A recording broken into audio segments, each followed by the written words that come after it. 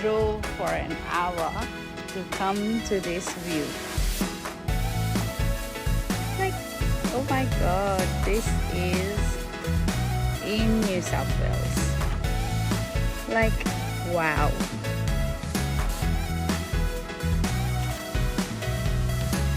यता चाहिँ कति धेरै भेजिटेबल्सहरू रहेछ अनि फर्सी फलिरहेको रहेछ अनि यतातिर बिन्स आई थिङ्क यो तर इस्कुसको बोट जस्तो छ यो चाहिँ अनि त्यसपछि ओ माई गड लौका फलिरहेको रहेछ अनि सबै लौकाको बिचराहरू and I like the experience अहिले चाहिँ आई थट यहाँ चाहिँ अब चेरी पिकिङ जस्तै पिक योर ओन हुन्छ होला भनेर लाइक आफूले आफ्नो भेजिटेबल्सहरू टिप्न पाउँछ भनेर तर just spoke to the customer सर्भिसको मान्छे अनि हि सेड अहिले चाहिँ छैन तर maybe in about another 2-3 months they allow for like हुन्छ नि भेजिटेबल्स पिक गर्नको लागि तर I am just so happy to be here oh my God the most amazing vegetable so far है काँक्रा फ्रिकिङ काँक्रा नेपाली काँक्रा त्यही पनि मोमो कत्रो ठुल्ठुलो फलेको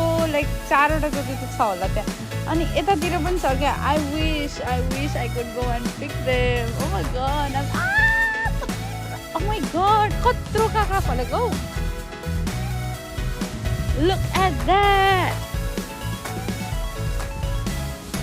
ओ मोमो सबै काँक्रा फलेको रहेछ यो चाहिँ काँक्राको लहरा रहेछ कि ओ माई गड यता बन्दा पनि फुलेको रहेछ तर आई थिङ्क यो बन्दा चाहिँ काटेको हो कास त्यहाँनिर एउटा हेडबाट 2-3वटा बन्दा निस्केको छ अनि यतापट्टि टमाटरहरू रहेछ है भेरी गुड यार भेरी गुड लौका अनि I think this is chichinda oh watermelon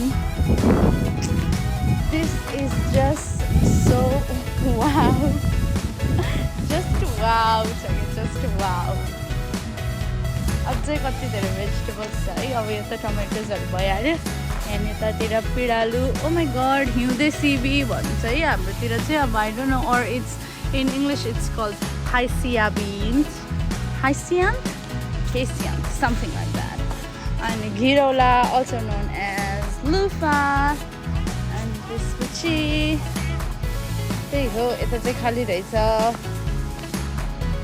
I am just so amazed long beans पनि रहेछ और बोडी whatever you wanna call it फलिरहेको छ I feel एकदमै I don't know in peace क्या लाइक कति राम्रो क्या लाइक यति फिल गर्नको लागि म मेरो ढाड दुखाइ 1 hour ड्राइभ गरेर आएको and it is so worth it especially because यो नेपाली काँक्राले गर्दाखेरि यति धेरै काँक्राहरू फलेको छ ओ माई गड परसम्म फलेको छ I don't think I can get over this like it's so good look at that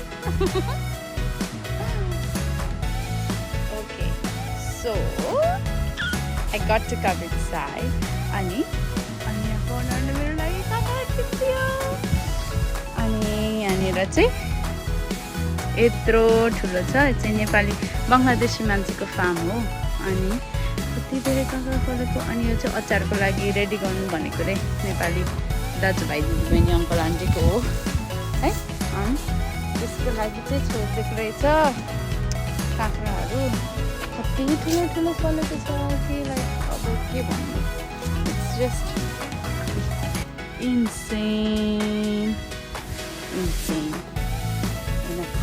टाडा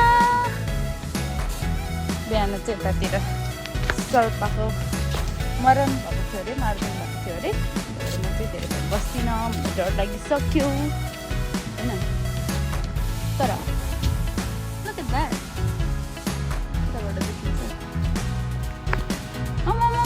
नेपाली काँक्रा मलाई त यति मजा आएको छ कि म के भन्नु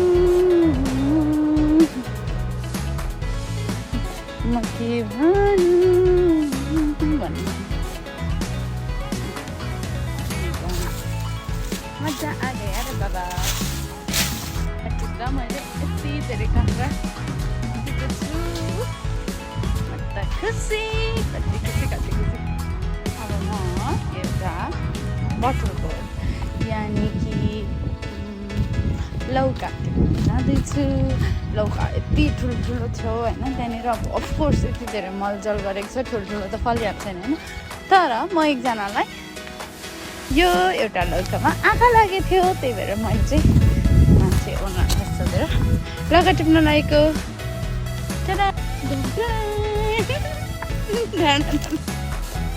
कति खुसी हो म त। लौका बोकेर म घर जाँदैछु अब। अब म यति खुसी भइरहेको थिएँ, मैले चाहिँ रिभ्यूमा क्यास ओन्ली भनेर देखेर मैले क्यास निकालेर आएको थिएँ होइन। अनि मेरो पकेटमा हालेको थिएँ $120, 50-50को दुईवटा नोट अनि एउटा चाहिँ $20को नोट थियो। $20को नोट कता गायब भयो थाहा छैन। अब म चाहिँ फेरि $20को नोट खोज्न जाँदैछु। ल भेटियो मेरो हराएको पैसा।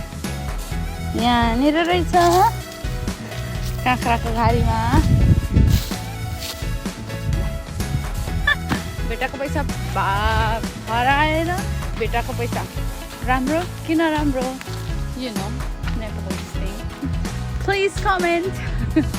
Alright, let's do grocery haul. Nepalese farmबाट मैले के लिएर आएको। फर्स्टमा छ ताजा हरियो गाजा भन्नु मिलेन, ताजा फर्सीको हरियो मुन्टा। 1 मुठा होइन, 2 मुठा होइन, 3 मुठा होइन, 4 मुठा लिएर आएको छु मैले।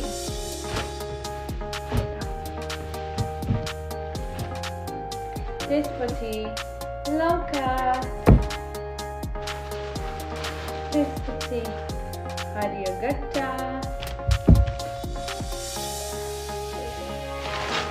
अनि छुट्याउनै नहुने आजको highlight क्युकम्बर्स।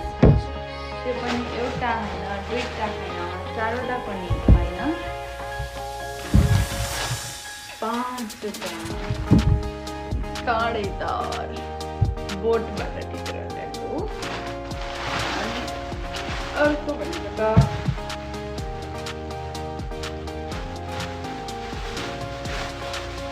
Tomato,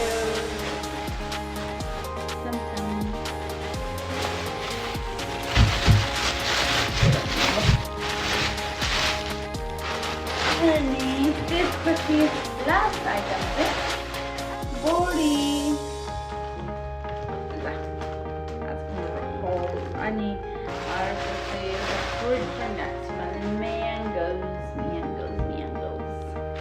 and that's it.